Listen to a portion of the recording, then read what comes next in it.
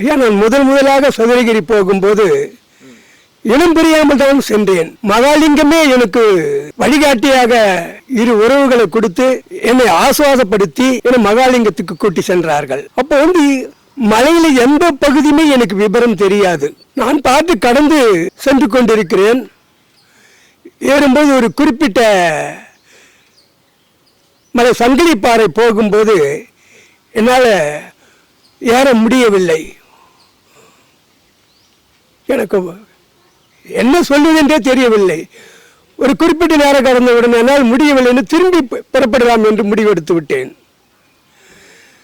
அந்த கூட வந்த அன்பர்கள் என்ன செய்தார்கள், என்னை ஆசுவாதப்படுத்திக் கொண்டு பக்கமாக இருக்கிறது, சென்று விடலாம், வாங்க வாங்க வாங்க என்று எனக்கு ஆறுதல் கொடுத்து மகாலிங்க மலையை மேல் சென்றடைந்தேன்.